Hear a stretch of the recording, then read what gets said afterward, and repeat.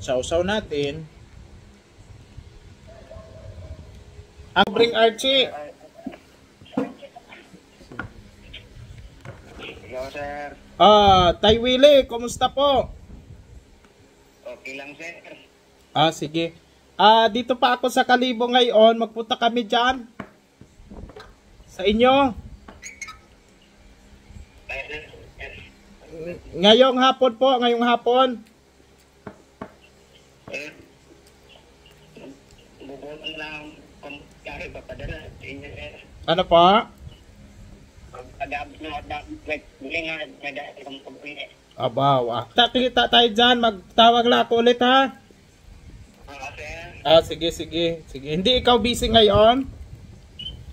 Sir, ang nga, pa, nag-araro sa ganas mano, narano pa, tubig ng ganas, sir. Okay naman yung cellphone na binigay ni Ma'am Ibaloy sa mga bata? Okay naman, sir. Ito na ito. Nalaruan ng bata. Okay. Sige. Laruan lang pala ito. Hindi ito nagamit sa pag-aral? Ginagamit din, sir, wala rin kasi kung ganito mo lang kasi, hindi naman niya ginagamit sa pag-aral. Very good. O siya, sige, magkita lang tayo dyan sa baba, ano? Tatawagan namin ikaw. Sir. Opo, mag-travel pa kami eh. Pag malapit na kami dyan sa bayan, mag-message na ako ha. Opo, sige. Opo. Pinabisitahan kayo ni Ma'am Ibaloy ay. Sige po. Sir, salamat, sir. Opo, sige. Mga bata, anong gustong pasalubong? Pasalubong mo daw to, sabi ni Kuya Alte. Jollibee o McDo? Ano pasalubong mo? Gusto nyo Jollibee o McDo? Jollibee. Sige. Sa iyo tayo, Jollibee, McDo. Tatay Willie, ano sa iyo? Jollibee rin? Wala na yung signal Sige. Pinapipili ko sila kung Jollibee o McDo. Akin binili ni Manang ang saging. Tapos may kaping barako. Kasus ka na miton. Ba't matig ato? Tanungin mo si Lola, marami na akong nakain na payat. May matigas, may mapayat. Pili na kayo sa saging klase Hindi na.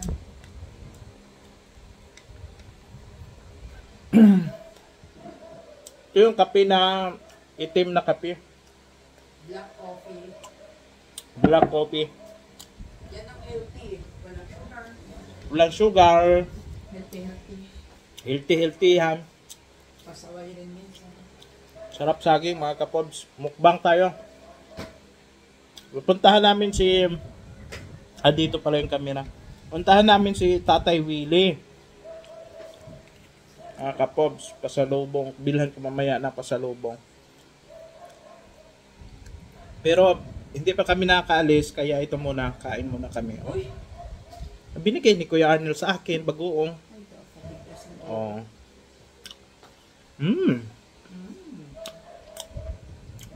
Sarap. Manghang-anghang. Kanino galing to? Nanay Idew. Si Nanay Idew. Thank you very much kay Nanay Idew for this dayok kung tawagin sa amin, alamang kung sa Tagalog. Ano sa Ayan. English? Sa English ay ano? Shrimp paste. Hindi glow.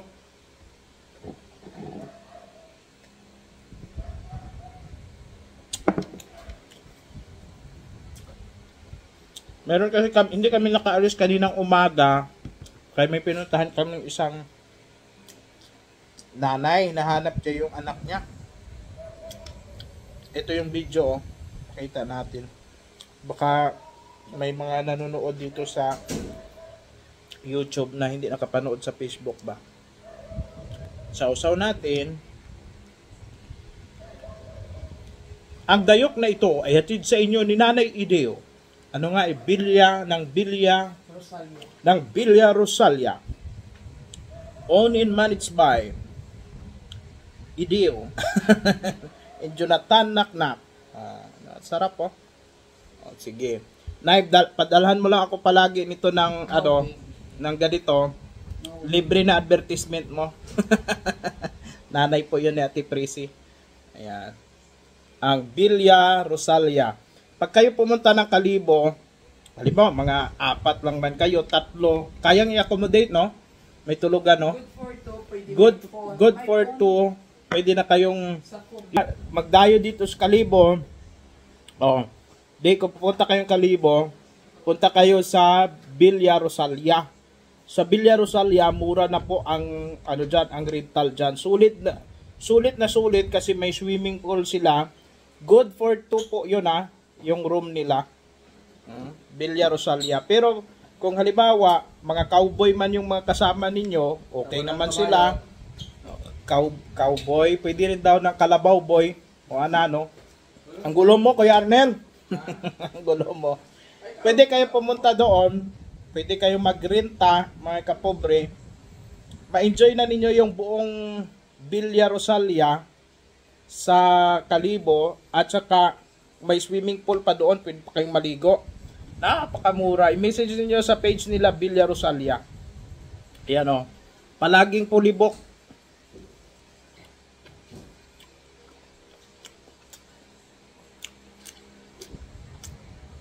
Yung may-ari, si Kuya Jonathan Naknak, taga Ireland, anak ni Nanay Ideo. Napalagi tayong binibigyan ng regalo. Mula pa noon, nung nag-aral pa lang ako sa NBC, binibigyan niya ako ng sapatos. Kapatid ni Ate Prissy yun. Siya, sige, pupunta kami kay Kuya Willie, mga kapobs.